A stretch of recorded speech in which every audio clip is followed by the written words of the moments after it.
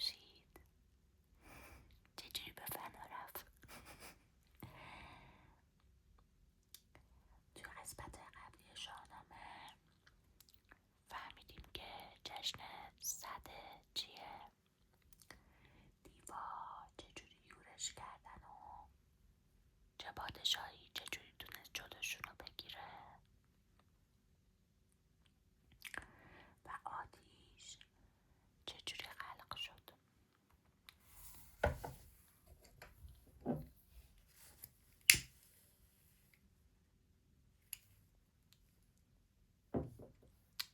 این شمع اینجا روشن میکنم تا چشاتو ببند و راحت بخواب.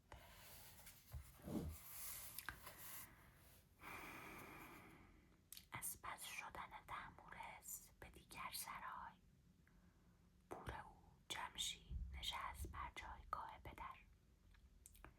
به روزگار اوی آسایش فراهم بود مردمان را و دیوان و پریان به زیر فرمان وی بودند. جمشید باشندگان سرزمینش را گفت که فر ایزدی او راست و نیز فر شهنشهی. او همچنان داد ستم دیدگان می ستاند و بر بیدادگران می تاخت و جان و خرد آدمیان سوی روشنایی می برد. اوی نخستین کس بود که آهن نرم کرد و به آتش تا از آن پوشش و زره فراهم آرد. از برای ناورد وی اسبان جنگینی زره پوش کرد و ریسیدن و تابیدن ابریشم و کتان مردمان را آموخت. و او بود که باشندگان میهن به 4 بخش کرد. نخست آنان که روحانیون و پارسایان بودند که بر دین ورزیدن کوشش میکردند و آتش را باز می‌داشتند. دومین رده جنگاوران و سپاهی مردان آزاده بودند که ایمن می‌داشتند سرزمین را از دشمن و نیرنگ‌های او. سوم رده را گشتمندان و برزیگران پدید می‌آوردند که نان خویش و دیگران گرد می‌کردند و به نیروی تلاش و بازوی خویش. چهارم دسته ورده همانان کسانی بودند که دانش آزمون‌های اندر کف آنان نهاده بود که به نیروی خرد و به دنبال چیستی گشتن صنعتی در می‌آوردند که کار ملک از ایشان به سامان بود. به فرمان وی دیوان آب و خاک به هم در سرشتند و خشت‌ها برآوردند و از خشت و گچ و سنگ کاخ‌ها و گرمخانه‌ها بر پای داشتند. پس آنگاه کانها را جستجو کردن گرفتند و یاقوت‌ها و زمردها و زر و سیم آوردند فراجنگ.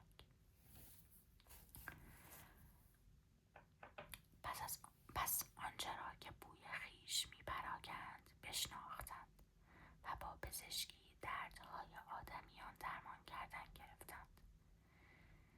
کشتی هم به روزگار جمشید بر سینه آبها لغزید و راه در دیارانی دیگر پیش گرفت. پس جمشید دیوان رام را فرمود تا تختی برآورند. بر آن نشست و دیوان را گفت تا آن به سینه آسمان آبی بردند و چون روز نخست فروردین ماه رسید آن روز را روز نو نامیدند و این گونه جشن نوروز از وی یادگار بماند. به 300 سال پادشاهی جمشید مردمان بی هیچ رنجی میزیستند. هیچ مردی و زنی بیکاره و یله نبود. به دیگر روز آنگه که جمشید بر تخت بنشسته و دیوان به آسمان برخاستند، جمشید از فراز بر جهان زیر پای بنگریست و به دیدن شکوه و جلال پادشاهیش او را خودپسندی در جان دوید.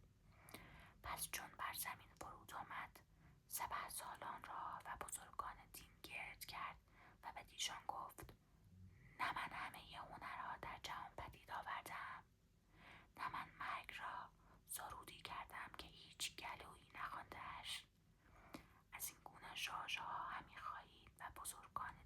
سپاه سر در پیش فکنده و خاموشانه ماندند. جمشید گستاخ‌تر گفت: آنک من خدای شمایم و بر شماست که بگروید مرا، ورنه همه شمایان اهریمن کیش باشید. پس چون این بزرگ بینی و خودپسندی پیش آمد، خدای بزرگ فره ایزدی از او ستاند و همه مردمان از او روی برگرداندند و 23 سال فراز آمد که هیچ کس بر گرد او نماند و کارها همه نابسامان گشت. جمشید همه این ماجرا بدید و دانست ایزد بر او خشم گرفته است. پشیمانی را حاصل نبود و هر روز فر و بزرگی او کاهش می گرفت. مردمان چون از غرور جمشید به سطوح آمدند، برای سامان کار ملک به جستجوی شاهی دیگر برآمدند تا کار جمشید یکسره کنند.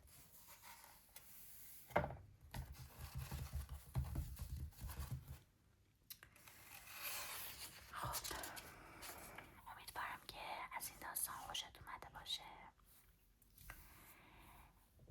این داستان راجع به پادشاهی جمشید بود که اولش یه آدم خیلی خیلی خوبی بود که کلی کمک کرده به مردمش و مردم اون روزگار رو 14 دسته کرده.